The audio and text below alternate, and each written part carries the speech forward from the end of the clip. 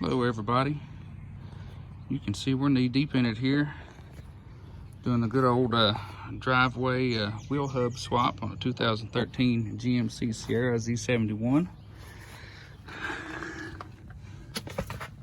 Got it all apart. It took me forever to find a breaker bar or find a pipe to fit in my breaker bar where I can break loose the axle nut here. They're on there pretty tight, but everything's apart here. Got the caliper up out of the way, got a piece of wire holding it to the spring. We're not even gonna look at how I have the truck blocked up. I don't need OSHA showing up in my driveway. But here's our old hub right here. This is the passenger side. I think it is the main culprit. I went ahead and bought both just because it's apart. I'm gonna try to lean the phone up right here so you can kind of see what I'm talking about. Alrighty.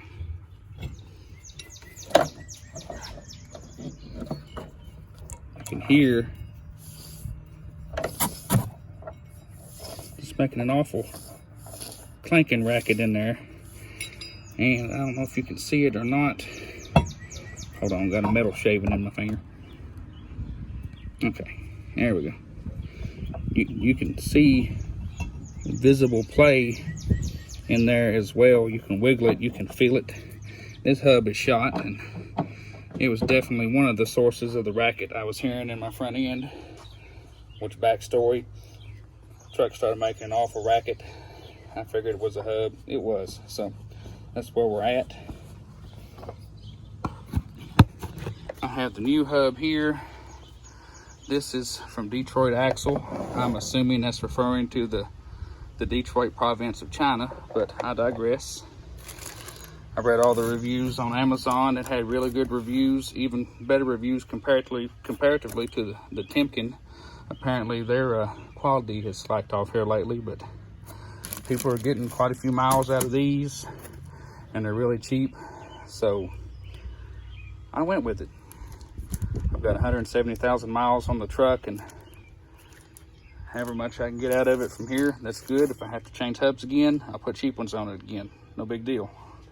But yeah, I got both of the hubs for about $160 some, 170 I think after tax. So, and they come with all the clips for your ABS cable and everything. They look pretty nice. So I'll get them slapped on there. I'm gonna be cheap and reuse my rotor because I just put rotors on it not too long ago. I will go ahead and buy some new pads because they were past halfway worn out, and those aren't very high. I usually get the middle grade pads because they don't wear on your rotors as bad, and it's easier and cheaper to change pads than it is rotors. That's my mantra anyway. Some people may want to do it otherwise or do it different, but that's how I do it. I had to also buy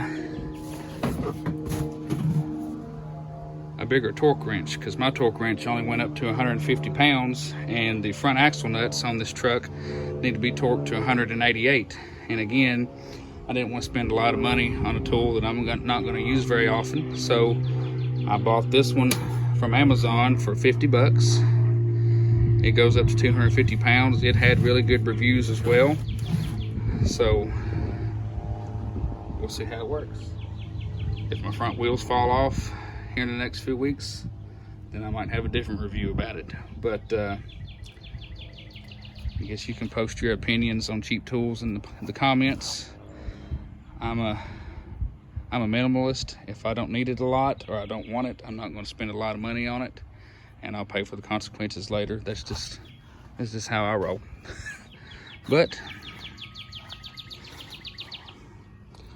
I want to clean up all this area here, get all the crud out, get some new grease in there, slap that new hub in, and then we'll move over to the passenger side. But thanks for following me. Y'all have a good one.